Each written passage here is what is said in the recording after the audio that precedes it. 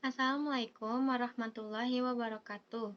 Perkenalkan, kami dari kelompok PSAK 10. Saya Febi Nur Safa dan ini rekan saya.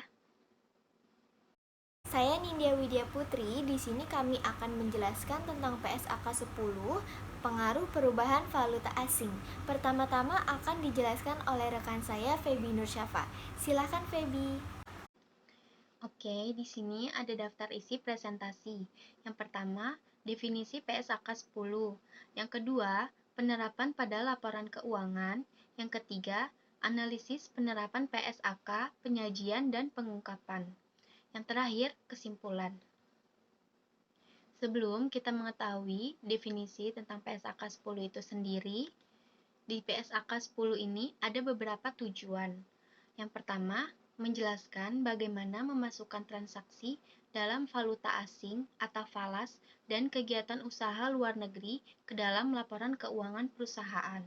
Yang kedua, bagaimana menjabarkan laporan keuangan ke dalam mata uang penyajian. Yang ketiga, permasalahan utama atau yang menjadi isu adalah kurs mana yang akan digunakan dan bagaimana melaporkan pengaruh dari perubahan kurs dalam laporan keuangan. Membahas mengenai pengaruh PSAK 10, valuta asing itu apa sih? Valuta asing atau falas sederhananya merupakan mata uang asing yang diperdagangkan secara internasional. Contohnya, ketika kita berlibur ke luar negeri, harus menukarkan mata uang rupiah ke mata uang internasional. Misal kita pergi ke Korea, mata uang rupiah kita harus ditukarkan ke mata uang Korea yaitu won. Atau ke Amerika, mata uang rupiah ditukarkan ke mata uang dolar. Selanjutnya, falas memiliki 4 fungsi penting. Yang pertama, falas sebagai alat tukar. Yang kedua, sebagai cadangan atau devisa alat pengendali kurs. Karena keuangan suatu negara seringkali mengalami pergolakan, maka dibutuhkan devisa sebagai penyeimbang. Yang ketiga, perdagangan internasional sebagai alat pembayaran yang sah. Yang keempat, sebagai transaksi trading lintas negara. Lalu, masuk dalam lingkup PSAK 10 yang mengatur dalam 3 hal. Yang pertama, akuntansi, transaksi, dan saldo dalam valuta asing, kecuali transaksi dan derivatif dari PSAK 55. Yang kedua, penjabaran kinerja dan posisi keuangan dari kegiatan usaha luar negeri. Yang ketiga, penjabaran kinerja dan posisi keuangan suatu entitas ke dalam mata uang penyajian. Untuk dapat memahami PSAK 10, kita harus memahami dulu istilah-istilah apa saja yang ada dalam PSAK 10 ini. Di sini ada kegiatan usaha luar negeri adalah entitas yang merupakan entitas anak, entitas asosiasi, pengaturan bersama atau cabang dari entitas pelapor. Lalu, ada investasi neto dalam kegiatan usaha luar negeri adalah jumlah kepentingan entitas pelapor dalam aset neto dari kegiatan usaha luar negeri tersebut. Lalu ada kelompok usaha adalah suatu entitas induk dan seluruh entitas anaknya. Kurs adalah rasio pertukaran dua mata uang. Kurs penutup adalah kurs spot pada akhir periode pelaporan. Kurs spot adalah kurs untuk realisasi segera.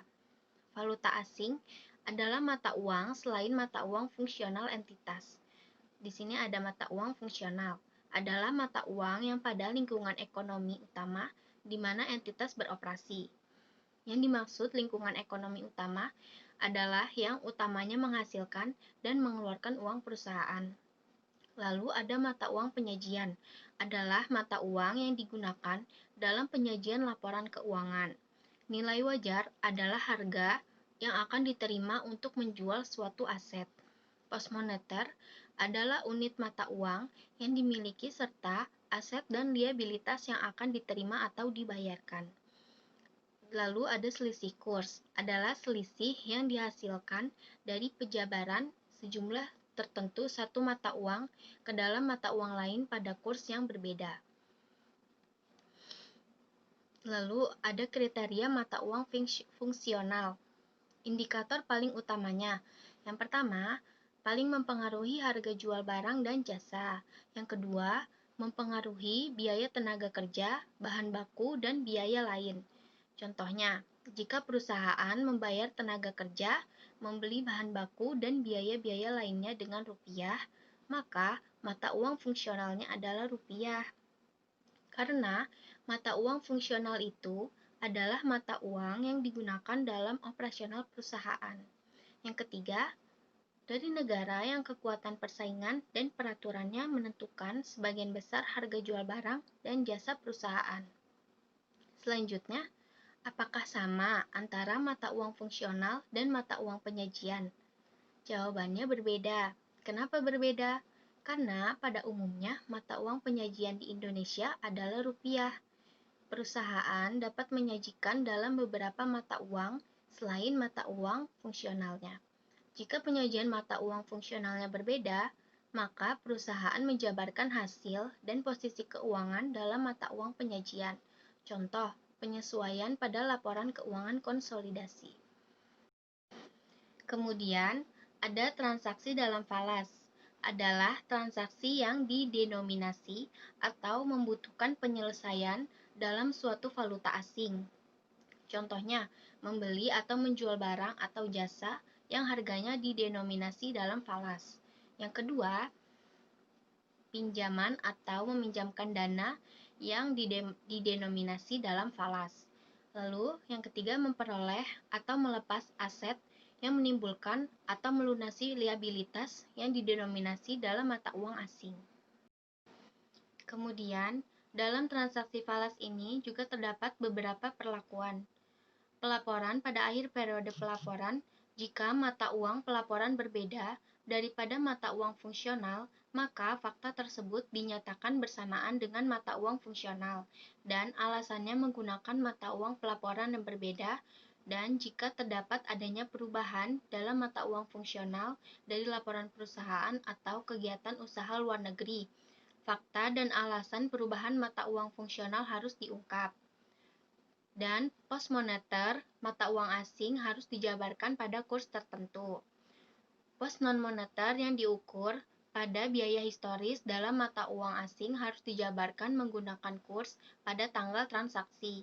Dan pos non-moneter diukur pada nilai wajar dalam mata uang asing harus dijabarkan.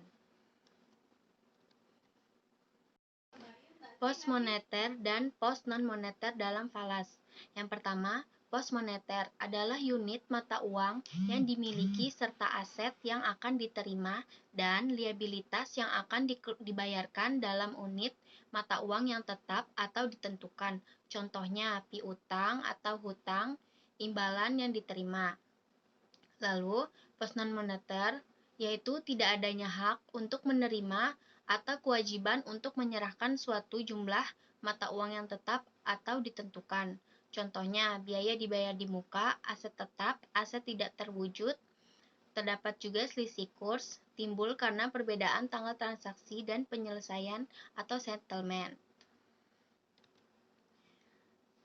Kita masuk ke selisih kurs. Selisih kurs adalah selisih yang dihasilkan dari pelaporan jumlah unit mata uang asing yang sama dalam mata uang pelaporan pada kurs yang berbeda. Selisih kurs terjadi ketika terdapat perbedaan nilai tukar mata uang rupiah dengan mata uang asing yang mempengaruhi nilai kekayaan bersih. Bila timbul dalam transaksi dan berada dalam suatu periode akuntansi yang sama, maka seluruh selisih kurs diakui dalam periode tersebut. Namun, bila timbul dan penyelesaiannya berada dalam beberapa periode, maka selisih kurs diakui pada setiap periode yang bersangkutan sebesar perubahan kurs pada masing-masing periode tersebut. Dan selisih kurs pos non-moneter jika keuntungan atau kerugian dari pos non-moneter diakui dalam OCI, maka setiap komponen kurs diakui dalam OCI. Jika keuntungan dan kerugian diakui dalam laba rugi, maka tiap komponen kurs diakui dalam laba rugi. Nilai tukar atau kurs. Nilai tukar atau dikenal dengan kurs adalah sebuah perjanjian yang dikenal sebagai nilai tukar mata uang terhadap pembayaran saat ini atau di kemudian hari antara dua mata uang masing-masing negara atau wilayah. Menurut Peraturan Menteri Keuangan Nomor 114 PMK Nomor 4 Tahun 2007 Pasal 1, yang dimaksud dengan nilai tukar adalah harga mata uang rupiah terhadap mata uang asing. Sedangkan menurut Imamul Arifin tahun 2009, nilai tukar adalah harga suatu mata uang yang diekspresikan terhadap mata uang lainnya. Kurs yang sering kita temui di bank ataupun di tempat penukaran uang asing atau money changer diantaranya sebagai berikut. Yang pertama, kurs beli. Yang kedua, kurs jual. Dan yang terakhir, kurs tengah. Kita masuk ke dalam penerapan pada laporan keuangan.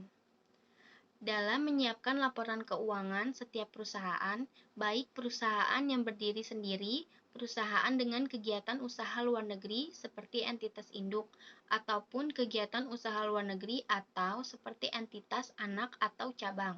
Beberapa entitas pelapor terdiri dari sejumlah entitas individual. Contohnya, kelompok usaha terdiri dari satu entitas induk dan satu atau lebih entitas anak.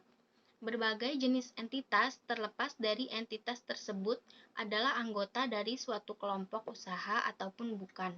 Mungkin memiliki investasi dalam entitas asosiasi atau pengaturan bersama. Entitas mungkin dapat juga memiliki cabang pernyataan. Ini mensyaratkan agar hasil dari posisi keuangan dari setiap entitas individual yang tercakup dalam entitas pelapor dijabarkan ke dalam mata uang yang digunakan entitas pelapor dalam menyajikan laporan keuangannya. Kemudian ada dua jenis metode pencatatan transaksi mata uang asing yang digunakan.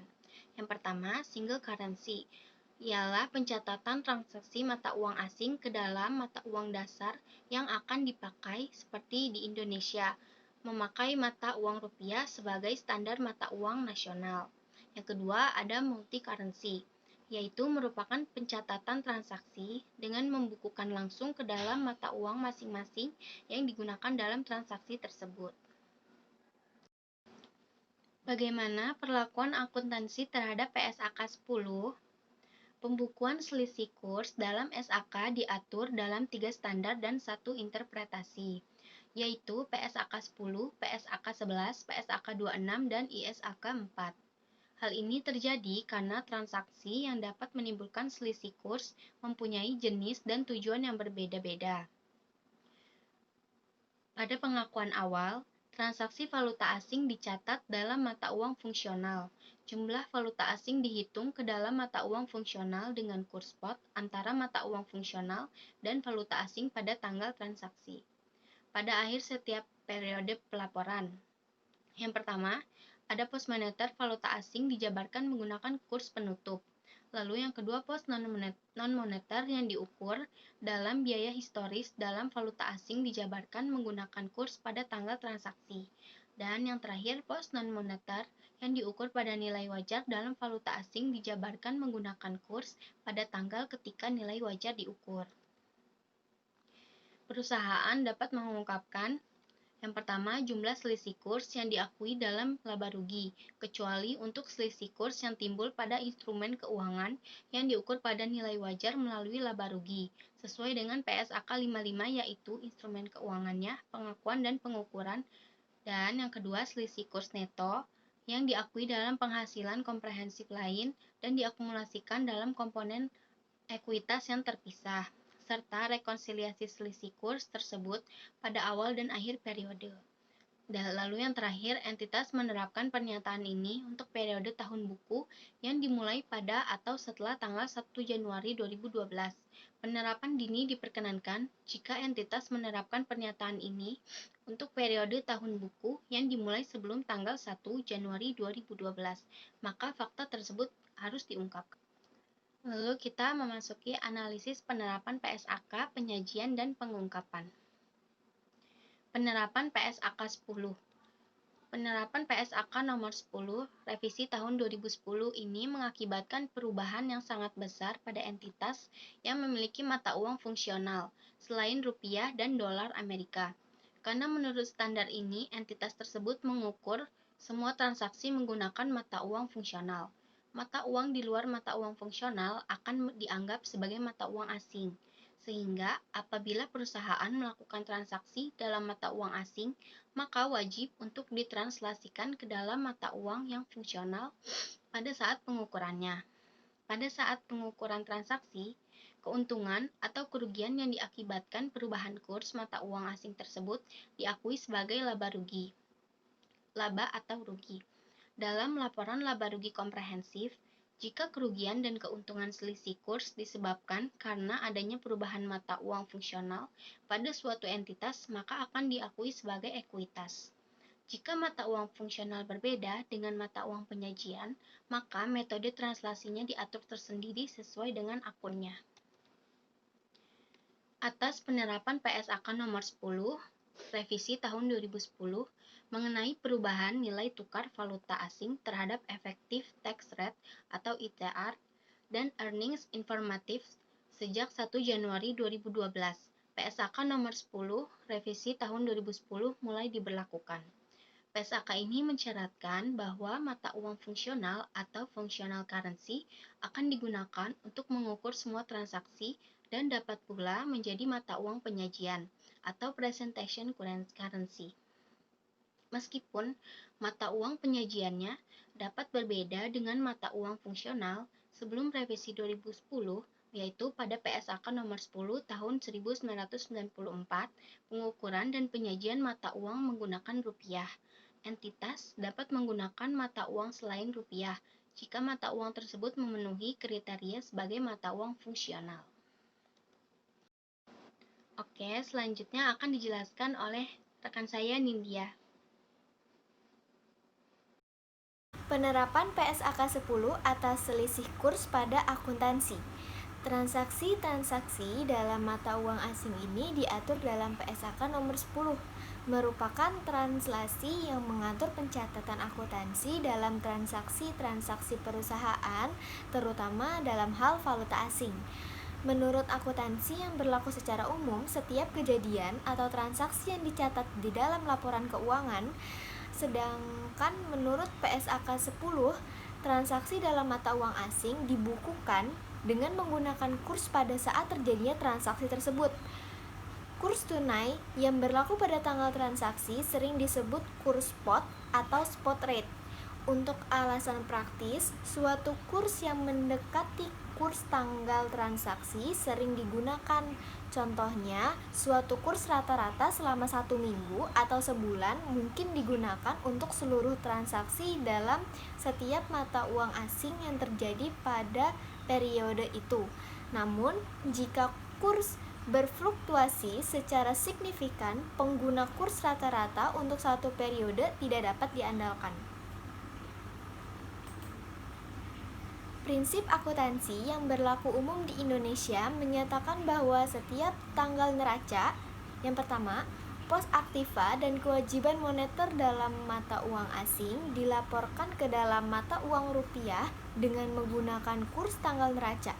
Apabila terdapat kesulitan dalam menentukan kurs tanggal neraca, maka dapat digunakan kurs tengah Bank Indonesia sebagai indikator yang objektif. Yang kedua, pos non-moneter tidak boleh dilaporkan dengan menggunakan kurs tanggal neraca, tetapi harus dilaporkan dengan menggunakan kurs tanggal transaksi yang berlaku pada saat terjadinya transaksi tersebut.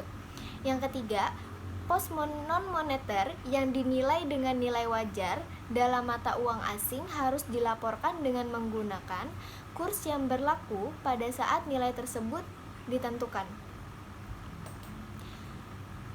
Selanjutnya adalah pengakuan selisih kurs. Kerugian selisih kurs yang timbul atas saldo kewajiban dalam mata uang asing setelah periode tertentu tersebut dibebankan ke perhitungan laba rugi. Sedangkan keuntungan selisih kurs yang timbul harus diperlakukan sebagai penyesuaian terhadap selisih kurs yang dikapitalisasi. Perlakuan wajib dalam PSAK nomor 10 dalam selisih penjabaran pos aktiva dan kewajiban moneter dalam mata uang asing pada tanggal neraca dan laba rugi kurs yang timbul dari transaksi mata uang asing dikreditkan atau dibebankan pada laporan laba rugi periode berjalan. Tetapi, jika penyelesaian transaksi yang menimbulkan selisih kurs berada dalam periode akuntansi yang sama, maka seluruh selisih kurs diakui dalam periode tersebut saja. Namun, jika timbulnya dan diselesaikannya suatu transaksi berada dalam beberapa periode akuntansi, maka seluruh selisih kurs harus diakui untuk setiap periode akuntansi dengan memperhitungkan perubahan kurs untuk masing-masing periode. Penerapan PSAK 10 pada laporan keuangan PT Alakasa Industrindo Tbk dan entitas anak periode 31 Desember 2012 dan 2011. Dapat kita lihat di sini, ini adalah laporan posisi keuangan konsolidasian PT Alakasa Industrindo di tahun 2012 dan 2011. Tercatat untuk aset lancar 2012 di sini sejumlah 133.816.876.000. 2011 246.288.535. Untuk aset tidak lancar 14.065.486. 2011 12.275.243.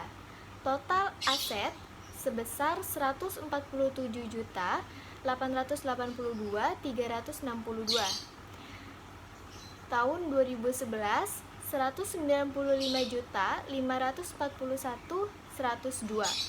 Untuk liabilitas jangka pendek di sini sebesar 81.820.742. Tahun 2011 195.541.102. Untuk liabilitas jangka panjang 11.235.441. 2011 13.382.242. Totalnya total liabilitas 93.056.183. Untuk 2011 209.923.344. Selanjutnya adalah penyajian PSAK 10 di dalam laporan keuangan. Untuk akun dalam laporan keuangan menggunakan rate yang sudah digunakan. Untuk aset dan kewajiban menggunakan kurs penutupan. Semua akibat perbedaan kurs diakui di laba rugi komprehensif. Selanjutnya pendapat dan beban menggunakan kurs transaksi atau rata-rata.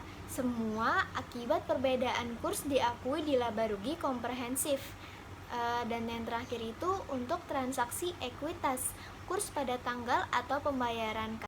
PSAK 10 diterapkan pada laporan keuangan PT Alakasa Industrindo adalah untuk pembayaran hutang dan piutang.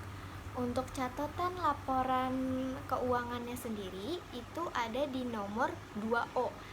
Nah, di nomor 2O ini kita bisa lihat bahwa PT Alakasa Industrindo untuk pembayaran piutang pihak-pihak berelasi dan utang dividen. Saya akan jelaskan pengungkapan pada laporan keuangan PT Alakasa Industrindo terhadap penerapan PSAK 10. Efektif 1 Januari 2012, perusahaan dan entitas anak telah menerapkan PSAK nomor 10 revisi 2020 tentang pengaruh perubahan valuta asing. PSAK revisi ini mensyaratkan entitas untuk menentukan mata uang fungsionalnya dan menjabarkan seluruh transaksi yang terjadi di perusahaan tersebut dan entitas untuk menentukan mata uang fungsionalnya dan menjabarkan seluruh transaksi mata uang asing ke dalam mata uang fungsional. Tidak terdapat dampak signifikan atas penerapan standar akuntansi yang direvisi tersebut terhadap laporan keuangan konsolidasian PT Alakasa Industrindo. Transaksi dalam mata uang asing dijabarkan ke dalam mata uang rupiah dengan menggunakan kurs yang berlaku pada tanggal transaksi tersebut. Pada tanggal pelaporan, aset dan liabilitas moneter dalam mata uang asing dijabarkan dengan kurs yang berlaku pada tanggal tersebut. Keuntungan dan kerugian dari selisih kurs yang terjadi yang timbul dari transaksi dalam mata uang asing dan penjabaran aset dan liabilitas moneter dalam mata uang asing diakui pada laba rugi komprehensif konsolidasian. Kurs mata uang asing dalam rupiah pada tanggal 31 Desember 2012 dan 2011 adalah sebagai berikut. Di sini kita bisa lihat PT Alakasa Industrindo ini menggunakan 5 mata uang fungsional. Di antaranya ada dolar Amerika Serikat, dolar Singapura, yen, dolar Hong Kong, dan euro. Pada tahun 2012, untuk kurs dolar Amerika Serikat sebesar 9.670, untuk dolar Singapura 7.907, untuk yen 112, untuk dolar Hong Kong 1.247, untuk euro 12.810. Sedangkan di tahun 2011 untuk dolar Amerika Serikat itu sebesar 9.068, untuk dolar Singapura 6.974, untuk yen 117, untuk dolar Hong Kong 1.167, dan untuk euro 11.740. Ini adalah laporan laba rugi komprehensif konsolidasian PT Alakasa Industrindo. Di sini kita bisa lihat bahwa selisih kurs yang terjadi pada tahun 2012 dan 2011 itu dicatat di laba rugi komprehensif. Nah, di tahun 2012 ini selisih kurs yang diakui adalah sebesar 1.142.816, sedangkan untuk di tahun 2011 itu 155.587.000. Yang terakhir adalah kesimpulan. Saya akan menjelaskan kesimpulan berdasarkan subbab yang ada di presentasi ini. Yang pertama adalah PSAK 10. PSAK 10 dibuat untuk menjelaskan bagaimana memasukkan transaksi dalam valuta asing dan kegiatan usaha luar negeri ke dalam laporan keuangan entitas dan bagaimana menjabarkan laporan keuangan ke dalam mata uang penyajian tersebut.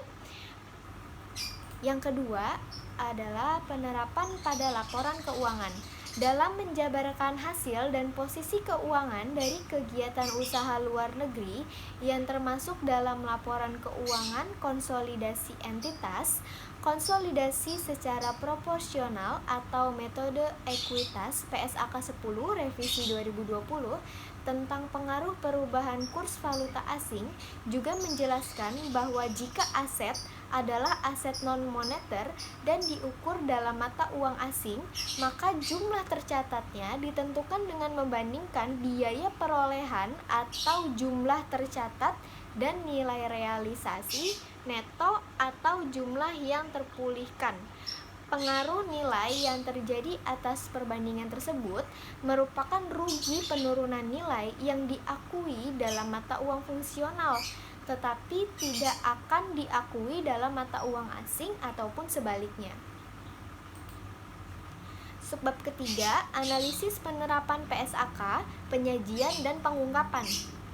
Kami menggunakan laporan keuangan PT Alakasa Industrindo dan entitas anak periode 31 Desember 2012 dan 2011.